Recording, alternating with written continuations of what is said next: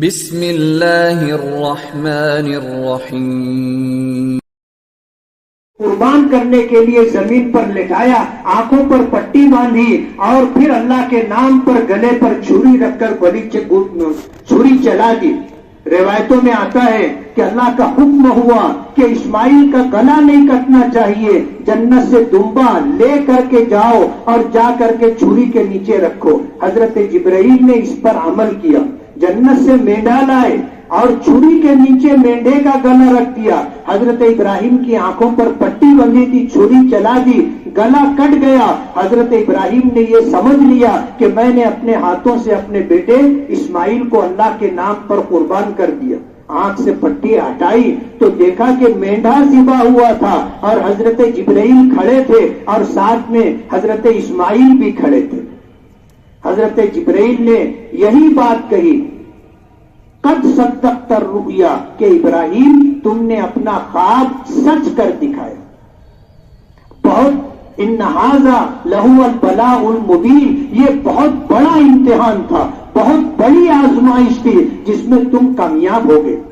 حضرت ابراہیم نے قربانی کی تھی اپنے بیٹے کی، اللہ کی منشا یہ نہیں تھی کہ بیٹا قربان، لیکن ایک لمبے زمانے کے بعد بڑھاپے میں جب بیٹا پیدا ہوا تو حضرت ابراہیم کے دل میں بیٹے کی محبت آنا فطری بات تھی۔ اللہ پاک کی طرف سے یہ امتحان تھا کہ دیکھو یہ اپنے بیٹے کو میرے نام پر ذبح کرتا ہے یا میرے حکم کو اپنے بیٹے پر قربان کرتا ہے، دونوں میں سے میرے حکم کو پورا کرتا ہے یا بیٹے کی زندگی کے لیے میرے حکم کو چھوڑ دیتا ہے۔ حضرت ابراہیم نے اللہ کے حکم کی تعمیل کی اور اپنے بیٹے حضرت اسماعیل کو اللہ کے نام پر قربان کر دیا۔ اللہ پاک نے جان کی قربانی کو مال کی قربانی سے بدل دیا۔ ہم جو قربانی کرتے ہیں جانوروں کی قربانی، یہ در حقیقت ان جذبات کی قربانی ہے جو ہمارے دلوں میں ہے کہ ہم اللہ کی رضا کے لیے اپنی تمام تر قیمتی چیزوں کو قربان کرنے کے لیے تیار ہے۔ ظاہر بات ہے اولاد سے بڑھ کر کے نعمت اور اولاد سے بڑھ کر کے کسی کا کیا مقام ہو سکتا ہے، لیکن اللہ کے لیے اگر ضرورت پڑے گی ہم اولاد کو بھی قربان کریں گے، اللہ چاہے گا ہم اپنی جان بھی اللہ کے راستے میں قربان کریں۔ جہاد کا جو حکم ہے وہ یہی ہے۔ ہم کوئی جہاد اس لیے نہیں کرتے کہ اپنے ہم ملکوں کو فتح کریں گے، جہاد کے لفظ کو سمجھ لینا چاہیے۔ جہاد کہتے ہیں نیکی، بھلائی اور خیر کے کاموں کو عام کرنے کے لیے، پھیلانے کے لیے جد و جہد کرنا، کوشش کرنا، اور اگر دعوت و تبلیغ کے راستے میں یا ہمارے اس دین کو کوئی مٹانا چاہے، کوئی ختم کرنا چاہے تو اس کام کو روکنے کے لیے جد و جہد کرنا، اور پھر وہ جد و جہد مقابلہ آرائی کی شکل میں ہو، بحث و مباحثے کی شکل میں ہو، مناظرے کی شکل میں ہو، جدال اور جھگڑے کی شکل میں ہو، حتیٰ کہ اگر آمنا سامنا ہو اور جان لینے اور دینے کی بات آ جائے تو اس مرحلے تک جانے کے لیے ہم تیار، اس کو جہاد کہتے ہیں۔ لوگ ایسا سمجھتے ہیں کہ جہاد صاحب دولت حاصل کرنے کے لیے، ملک کو حاصل کرنے کے لیے، اقتدار حاصل کرنے کے لیے نہیں۔ ہماری شریعت میں ہمیں جہاد کا حکم دیا گیا ہے اور اس کا ایک وقت ہے، اس کا ایک وقت ہے۔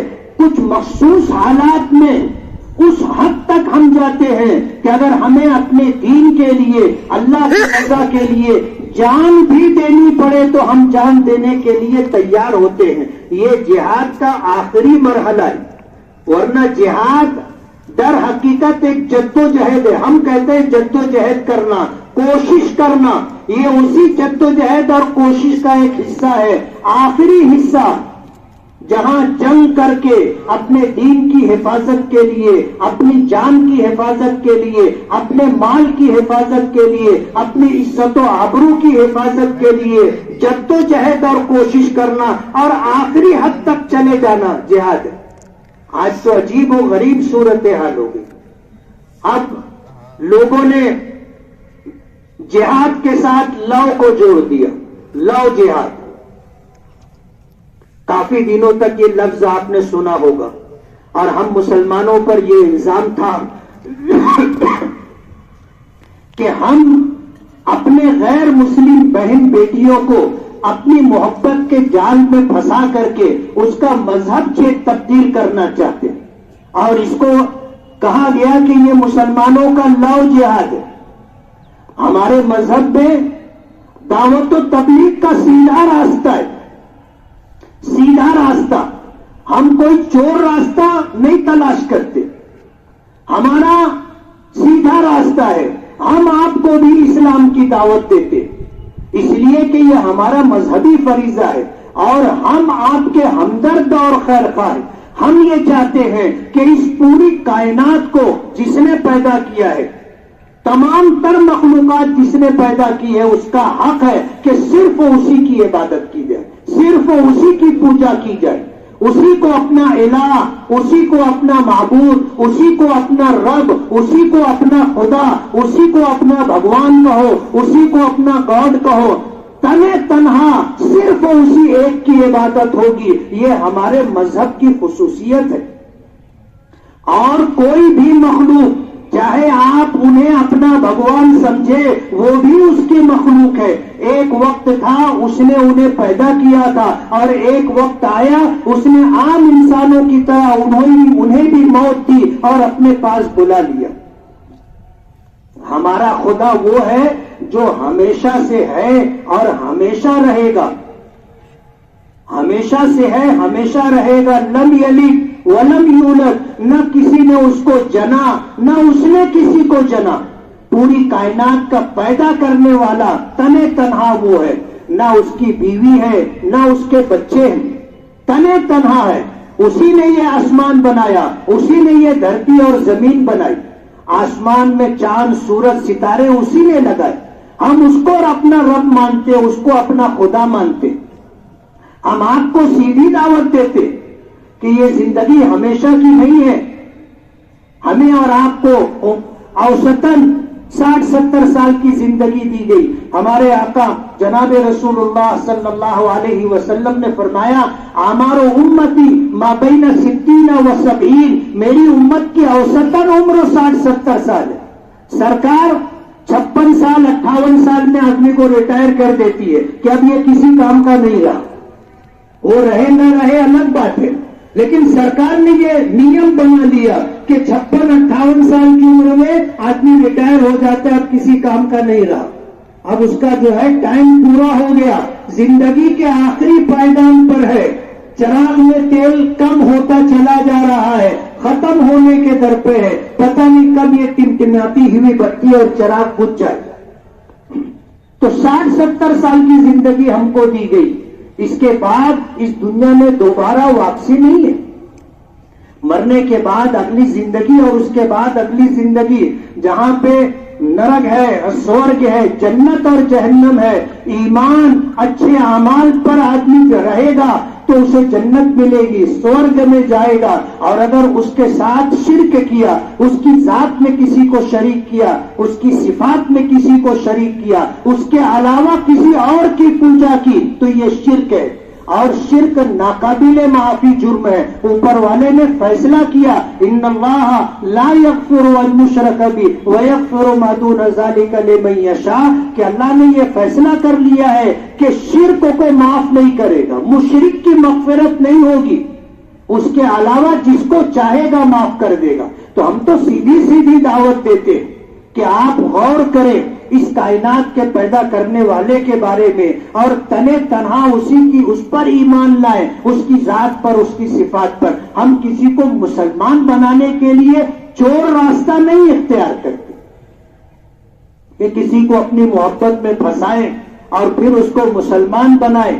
ہماری شریعت میں قرآن پاک میں فرمایا، لا اکراہ فی الدین، مذہب کے بارے میں، دھرم کے بارے میں کسی قسم کی کوئی زبردستی نہیں ہے. اے بیٹے پانی رکھو ادھر جا کے، بیٹے چلو.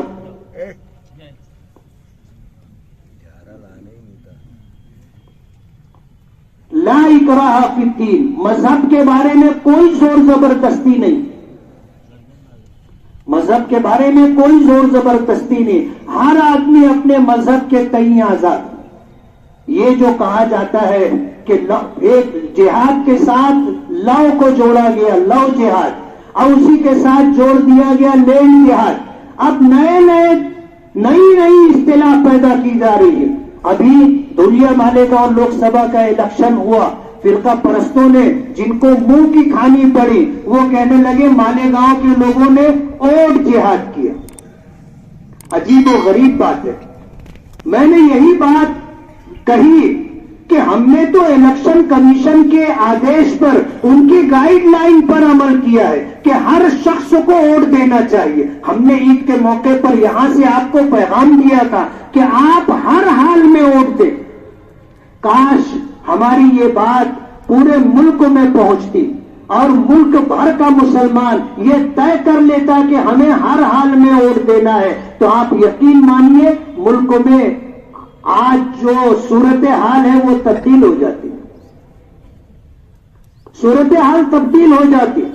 ٹائمز آف انڈیا نے لکھا کہ ملک کے مسلمانوں نے ماضی کے مالیگاؤں میں 50%، 52% ووٹنگ ہوتی تھی، مالیگاؤں کی ووٹ 64% ہوئی۔ 64% ووٹ نے کیا کھیل کیا آپ کو پتا ہے کہ دھولیا مالیگاؤں لوک سبھا میں 6 اسمبلی حلقے ہیں، 5 اسمبلی حلقے میں بی جے پی کے فرقہ پرست امیدوار کو لیڈ ملی تھی، لیکن مالیگاؤں کے لوگوں نے، جس میں ہندو مسلمان سب شریک ہے، جو اس ملک کے ہمدرد اور خیرخواہ ہیں، جنہوں نے الیکشن کمیشن کی گائیڈ لائن کا پالن کیا، اس پر عمل کیا کہ ووٹ دو اور سیکولر امیدوار کو ووٹ دو۔ ظاہر بات ہے سیکولر امیدوار کو ووٹ دینا ہمارے آئین، دستور، سنویدھان کا ہمیں ملا دیا ہوا حق ہے۔ ہم نے اس پر عمل کیا اور مالیگاؤں کی آپ کی 2 لاکھ ووٹوں نے 5 اسمبلی حلقوں کی لیڈ توڑ دی۔ اگر ملک کا مسلمان 80% ووٹنگ کرنے لگ جائے، 90% ووٹنگ کرنے لگ جائے، 100% ووٹنگ کرنے لگ جائے، تو میں آپ کو یہ بتانا چاہتا ہوں کہ اس ملک میں 57 پارلیمنٹ حلقے ایسے ہیں جہاں سے مسلم امیدوار چن کر کے پارلیمنٹ میں پہنچے گا۔ ہماری ووٹوں کی اہمیت ہمیں بھی پتہ نہیں۔ آپ سوچو کہ صرف چند % ووٹ بڑھنے کی وجہ سے کیا صورتحال بدلی، آپ کو پتہ ہے؟ جو کہتے تھے کہ اب کی بار 400 پار، 300 پار بھی نہیں ہوا نا، 250 پار بھی نہیں ہوا، 240 پر رک گئے۔ آج ہم نہیں کہتے، پوری ملک سے آواز اٹھ رہی ہے کہ یہ 240 بھی سب گڑبڑی کر کے، بےمانی کر کے 240 تک پہنچے۔ اور ظاہر بات ہے کہ ہماری حیثیت کیا ہے اس ملک میں؟ ہم تو 2 نمبر کے شہری ہیں، 2 نمبر کے شہری ہیں۔ زندگی کے تمام شعبوں میں ہمیں پیچھے ڈھکیلا گیا، اور اتنا پیچھے ڈھکیلا گیا کہ سچر کمیشن کی رپورٹ میں یہ بات ہے کہ اس ملک میں مسلمان دلتوں سے زیادہ پسماندہ ہے، دلتوں سے زیادہ پسماندہ ہے۔ ہمیں اتنا پیچھے کر دیا گیا صرف اس وجہ سے کہ ہمیں اپنی قدر و قیمت معلوم نہیں ہے۔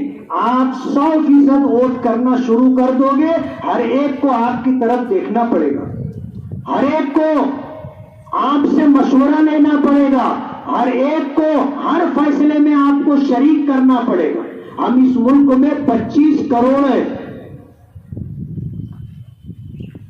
1000، 2000، لاکھ، 2 لاکھ، کروڑ، 2 کروڑ نہیں، اس ملک میں ہماری تعداد 25 کروڑ ہے، اور ہم اس ملک میں دوسری سب سے بڑی اکثریت ہے، دوسری سب سے بڑی اکثریت۔ چند فیصد ووٹوں کے بڑھ جانے سے حکومت بننے میں ہمارا کیا عمل، کیا رول رہا آپ نے دیکھ لیا۔ جو لوگ یہ خواب دیکھ رہے تھے کہ اب کی بار 400 پار، وہ الزام ہم ہی لوگوں کو دیتے ہیں کہ مسلمانوں کی ووٹ کی وجہ سے ہم اتنے پیچھے رہ گئے۔ میں اس میدان سے، عیدگاہ سے حکومت وقت کو اور ان کے ذمہ داران کو یہ پیغام دینا چاہتا ہوں کہ اگر آپ یہ کہتے ہو کہ سب کا ساتھ سب کا وکاس، تو آپ ہمیں چھوڑ کر کے نہیں چل سکتے۔ ہم اس ملک میں 25 کروڑ کی تعداد میں ہم اگر پسماندہ اور پچھڑے رہیں گے تو یہ ملک کبھی ترقی نہیں کرے گا۔ آپ اگر اپنی بات میں سچے ہیں اور آپ اپنی بات میں ایماندار ہیں تو آپ کو اس ملک کی ترقی کے لیے ہمیں ساتھ میں لینا پڑے گا۔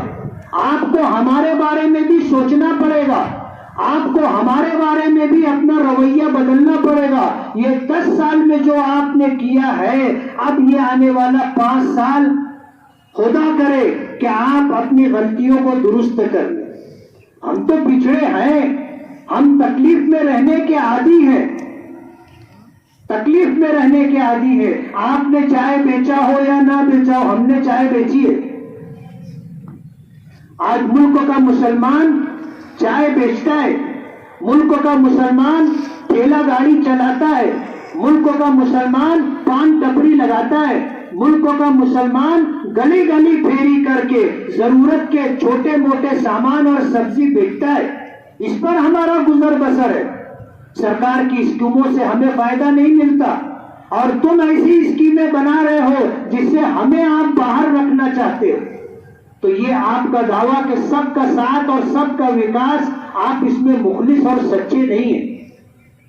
میں آپ کو یہ بتانا چاہتا ہوں کہ اگر آپ ہم کو ساتھ لوگے اور ملک کی ترقی میں آپ ہمیں ساتھ میں لے کے چلو گے تو ملک ترقی کرے گا، اور اگر آپ ہمیں چھوڑ کر کے چاہو گے کہ ملک ترقی کر لے تو ای خیال است و محال است و جنو، ایسا کبھی بھی نہیں ہوگا۔ آپ ہمیں چھوڑ کر کے اپنے پیروں پر کلہاڑی مار رہے۔ آپ کو اس بات کا احساس ہو گیا کہ آپ نے یہ کہا کہ عید کے دن میرے گھر کھانا نہیں پکتا، کاش آپ اس پر عمل کرنا بھی شروع کر دیں اور ملک کے مسلمان کو آپ وہ درجہ دیں جس طرح کی آپ بات کر رہے۔ ورنہ آپ تو ہمارا کھانا کھانا تو دور کی بات، ہماری طرف تو دیکھنا بھی پسند نہیں کرتے نا۔ اس لیے یہ منافقانہ بات جو ہے کہ آدمی کا عمل کچھ اور ہو اور کہہ کچھ اور رہا ہو، اس میں تبدیلی آنی چاہیے۔ تو آج جو یہ کہا جا رہا ہے جہاد کے ساتھ لو جہاد، جہاد کے ساتھ لینڈ جہاد، جہاد کے ساتھ اب ووٹ جہاد، اب پتہ نہیں اس کے بعد کون کون سا جہاد آئے گا۔ میں یہ کہہ رہا تھا کہ جہاد کے معنی ہے نیکی بھلائی اور خیر کو عام کرنے کے لیے، پھیلانے کے لیے جد و جہد اور کوشش کرنے کا نام جہاد ہے، اور یہ کوشش درجہ بدرجہ ہے، آخری درجہ ہے جہاں جا کر کے اگر یہ محسوس ہوا کہ اب اپنے دین کی حفاظت کے لیے، اپنے مذہب کی حفاظت کے لیے، اپنی جان کی حفاظت کے لیے، اپنے مال کی حفاظت کے لیے، اپنی آبرو اور عزت کی حفاظت کے لیے ہمیں ہتھیار اٹھانا پڑے گا، یہ جہاد کا آخری درجہ ہے۔ ہم پر تو کیا ہے، نہ جانے کیسے کیسے الزامات لگائے جاتے اور ہمیں اس کی پرواہ بھی نہیں۔ اس موقع پر آپ کو آخری بات کہوں گا، وقت ختم ہو رہا ہے، آخری بات کہوں گا کہ آج جو ہمارے ملک میں مسلمانوں کی موجودہ صورتحال ہے وہ مکی زندگی جیسی نہیں ہے۔ مکے میں تو ایسا تھا کہ ہم اذان نہیں دے سکتے تھے، نماز نہیں پڑھ سکتے تھے، ہم اپنے مذہب پر علل اعلان عمل نہیں کر سکتے تھے، نہ ہماری جان محفوظ تھی، نہ مال محفوظ تھا، نہ عزت و آبرو محفوظ تھی۔ ایسے حالات مکے کے تھے، ویسے حالات الحمدللہ ہمارے نہیں ہیں۔ آج الحمدللہ ہماری جان بھی محفوظ ہے، مال بھی محفوظ ہے، آبرو بھی محفوظ ہے، ہماری مسجدیں بھی محفوظ ہیں، اور ہماری خانقاہیں، قبرستان، یہ سب آج اگرچہ اس میں غلط طریقے سے عمل دخل ہو رہا ہے لیکن پھر بھی ہمیں مذہبی آزادی حاصل ہے، ہم اذان دے کر کے نماز پڑھتے۔ آج عیدگاہ میں آپ دیکھ لو اتنا بڑا مجمع آ کر کے کھلے میدان میں نماز ادا کر رہا ہے۔ یہ ہمیں دستور میں، سنویدھان نے یہ آزادی دی ہے، یہ حق دیا ہے۔ اس لیے مکی زندگی جیسی ہماری زندگی نہیں ہے۔ اور مدنی زندگی جیسی بھی ہماری زندگی نہیں ہے. مدنی زندگی میں سرکار دو عالم صلی اللہ علیہ وسلم نے اسلامی حکومت کی بنیاد ڈالی تھی اور آپ اس کے سربراہ تھے. اور مسلمانوں کے ساتھ ساتھ قرب و جوار میں بسنے والے یہودی اور دوسری قومیں مشرکین آپ کے اقتدار کو، حکومت کو ماننے پر مجبور تھے. ہندوستان میں ہماری یہ حالت نہیں ہے. ایسے حالات میں ہمیں کیا کرنا چاہیے؟ علماء نے، دانشوروں نے بہت سوچ سمجھ کر کے ہمیں راستہ دیا، جس پر ہم نے تھوڑا سا پارلیمنٹ الیکشن میں عمل کیا. حضرت مولانا سید ارشد مدنی دامت برکاتہم نے اعلان کیا تھا، ملک کے بڑے بڑے اکابر علماء نے اعلان کیا تھا کہ اپنے یہاں جب آپ پارلیمنٹ کا الیکشن ہو تو آپ یہ دیکھو کہ فرقہ پرست امیدوار کے مقابلے میں جو سیکولر امیدوار ہو، چاہے وہ کسی بھی پارٹی سے تعلق رکھتا ہو، اس سیکولر امیدوار کو جتانے کی کوشش کرو، اس کو ووٹ دو. ہم نے صرف اس پر عمل کیا اور اس پر عمل کرتے ہوئے تھوڑا سا ہم آگے بڑھے. بس آپ دیکھ لو ملک میں خیر وجود میں آئی اور فرقہ پرستوں کو لگام لگی.